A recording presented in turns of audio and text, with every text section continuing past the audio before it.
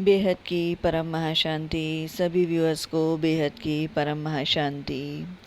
आज हम ईश्वर की शरणागति के बारे में चर्चा करेंगे। ईश्वर की शरणागति पर हमने पहले भी बात की है। ईश्वर की शरणागति नाम से एक प्लेलिस्ट भी है जिसका लिंक आपको आई बटन में और डिस्क्रिप्शन बॉक्स में मिल जाएगा। आप पुराने वीडियोस भी देख सकते हैं। ईश्वर की शरणागति का मतलब है मैं भगवान का और भगवान मेरे। केवल एक भगवान के शरण होने का तात्पर्य है केवल भगवान मेरे हैं। अब वे ऐश्वर्य संपन्न हैं तो बड़ी अच्छी बात है, और अगर उनमें कुछ भी ऐश्वर्य नहीं है तो भी बड़ी अच्छी बात है। वे बड़े दयालु हैं तो भी बड़ी अच्छी बात है, और अगर इतने निष्ठुर कठोर हैं कि उनके समान दुनिया में कोई कठोर है ही नहीं तो भी बड़ी अच्छी बात है। अक्सर ऐसा होता है कि जब भी हमारे जीवन में कोई भी नकारात्मक प्रकरण घटित होता है तो हम भगवान को ये मानने लगते हैं कि भगवान बहुत ही कठोर हैं और भगवान निष्ठुर हैं, जो हमारा बिल्कुल भी ध्यान नहीं रखते। हम भगवान से शिकवा शिकायत करने लगते हैं और उनके प्रति हमारी श्रद्धा कम होने लगती है और कई बार समाप्त भी हो जाती है। हम ये मान लेते हैं कि भगवान है ही नहीं इस दुनिया में, इसीलिए वो हमारा ध्यान नहीं रख रहे और वो गलत दिशा में जा रहे हैं। पर यही जगह होती है जब हमारी शरणागति की असली परीक्षा होती है। अगर हमारे मन में इस प्रकार के भाव आते हैं तो फिर हमारा भगवान के प्रति समर्पण कहाँ हुआ? फिर कहाँ हमने ये माना कि भगवान हमारे हैं? क्योंकि हमारी दृष्टि तो भगवान के द्वारा जो ऐश्वर्य उन्होंने हमें दिया या जो दया उन्होंने हमारे ऊपर दिखाई, सिर्फ हम उसी के ऊपर ही देख रहे हैं। हमारी दृष्टि ईश्वर पर, भगवान पर कहाँ रही?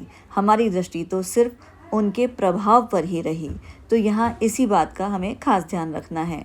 अगर हमारे भगवान का बड़ा भारी प्रभाव है तो भी बड़ी अच्छी बात है, अगर उनमें कोई प्रभाव नहीं है तो भी बड़ी अच्छी बात है। शरणागत भक्त इन बातों की कोई परवाह ही नहीं करता। उसका तो मात्र एक ही भाव रहता है कि भगवान जैसे भी हैं वो मेरे ही हैं। असुंदरः सुंदर शेखरो वा गुणैर्विहुनो गुणिनां वरो वः द्वैषी मयि सयात् करुणां बन्धुर्वा श्यामः स एवाद् गर्तिमं गतिर्मम मायम।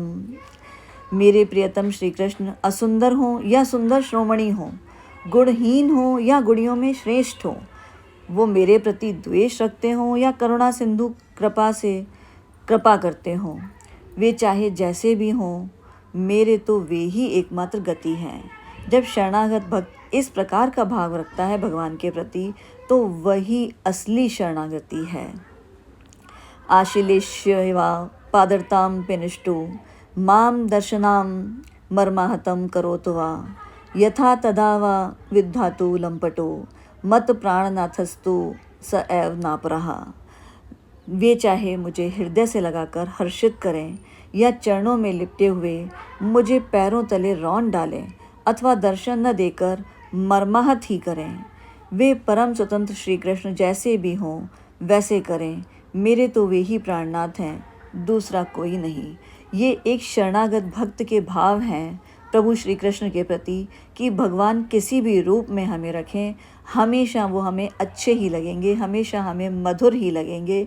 यही शरणागत भक्त का भगवान के प्रति भाव होता है।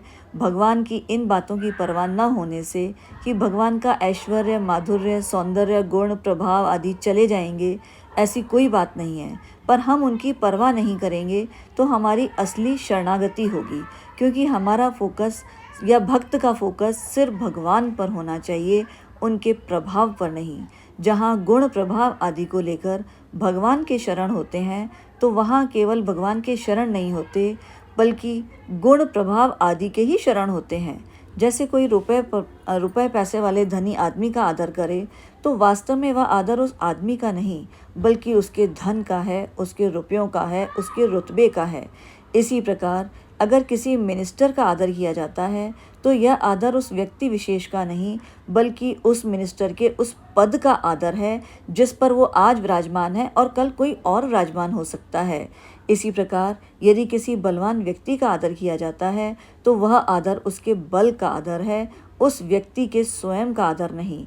और यदि वो व्यक्ति उसे स्वयं का आदर मान लेता है तो यह उसके लिए बहुत ही बड़ी गलतफहमी है। ठीक इसी प्रकार से अगर कोई व्यक्ति धनी आदि का आदर करे, उससे उसके धन का कोई सरोकार ना हो या उससे उसका धन या मिनिस्ट्री चली जाएगी, ऐसी कोई बात नहीं है, वह तो रहेगी ही। इसी प्रकार से केवल भगवान के शरण होने से भगवान के गुण प्रभाव आदि चले जाएंगे, ऐसी कोई बात नहीं है, परंतु हमारी दृष्टि तो केवल भगवान पर ही रहनी चाहिए, उनके गुण, उनके ऐश्वर्य, उनके प्रभाव पर नहीं। भगवान के प्रभाव आदि की तरफ देखने वालों को, उससे प्रेम करने वालों को मुक्ति, ऐश्वर्य आदि तो मिल सकती है, पर भगवान नहीं मिल सकते। भगवान के प्रभाव की तरफ न देखने वाला भगवत प्रेमी भक्त ही भगवान को पा सकता है। इसलिए हमें ये निश्चय करना होगा कि हमें भगवान का ऐश्वर्य चाहिए या भगवान स्वयं।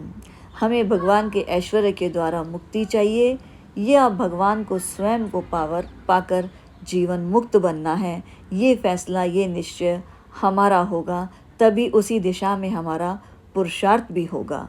इतना ही नहीं, वह प्रेमी भक्त तो भगवान को बांध भी सकता है जिसकी दृष्टि सिर्फ भगवान को पाने की तरफ है। वह तो उनकी बिक्री भी कर सकता है। भगवान देखते हैं कि वह मेरे से प्रेम करता है, मेरे प्रभाव की तरफ देखता तक नहीं है, तो भगवान के मन में ऐसे भक्त के प्रति बड़ा ही आदर होता है। प्रभाव की तरफ देखना यह सिद्ध करता है कि हमारे में कुछ पाने की कामना है, हमारे मन में उस कामना पाने वाले पदार्थ का ही आदर है। जब तक हमारे मन में कामना है, तब तक हम सिर्फ भगवान के प्रभाव को देखते हैं। अगर हमारे मन में कोई कामना ना रहे, तो हम भगवान के प्रभाव, ऐश्वर्य की तरफ हमारी दृष्टि जाएगी ही नहीं, केवल भगवान की तरफ ही हमारी दृष्टि होगी। और जब हम इस प्रकार से भगवान के पर संपूर्ण निष्ठा के साथ शरणागत हो जाएंगे, तो ये जानिए कि भगवान के अपने हो जाएंगे। जिस प्रकार सभी जानते हैं, द्वापर युग में पूतना राक्षसी ने जहर लगाकर, भगवान श्री कृष्ण के बालपन की ये कथा है कि पूतना राक्षसी ने जहर लगाकर स्तन मुख में दिया, तो उसको भगवान ने माता की गति दे दी। अर्थात जो मुक्ति यशोदा मैया को मिलनी चाहिए थी, वह मुक्ति उन्होंने पूतना को दे दी। जो मुख में जहर देती है, उसे भी भगवान ने मुक्ति दे दी। तो अब जो माता रोजाना दूध पिलाती है, उस यशोदा मैया को भगवान क्या दें?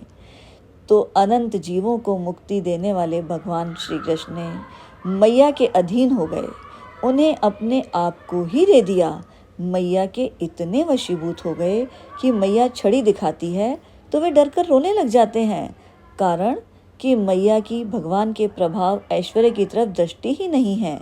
इस प्रकार जो भगवान से मुक्ति चाहता है, उसे भगवान मुक्ति दे देते हैं, परंतु जो भगवान से कुछ भी नहीं चाहता, जिसकी भक्ति भगवान के प्रति निश्चल है, निष्काम है, उसे भगवान स्वयं अपने आप को ही दे देते हैं।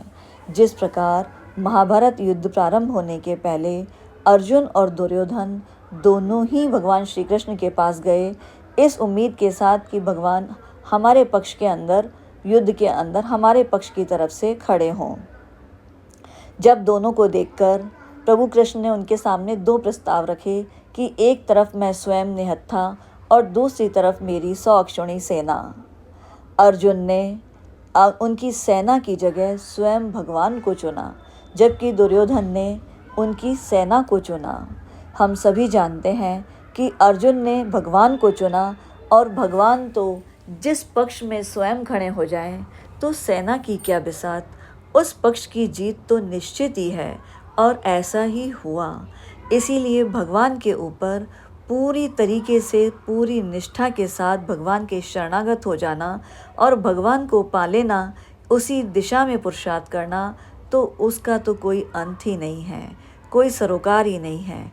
और ऐसा शरणागत भक्त ही सदैव आनंद और जीवन मुक्ति का अनुभव करता है, और यही सही मायने में निष्काम होकर भगवान के शरणागत हो जाना ही सही मायने में असली शरणागति है, और यही जीवन मुक्ति का आधार भी है। वीडियो अच्छा लगा हो तो वीडियो को लाइक करें, चैनल को सब्सक्राइब करें और शेयर करें। इसी तरह की ज्ञानवर्धक जानकारी के लिए हमारे चैनल पर बने रहें। सभी व्यूअर्स को वीडियो पूरा देखने के लिए बेहद का परम महाधन्यवाद। बेहद की परम महाशांति। बेहद की परम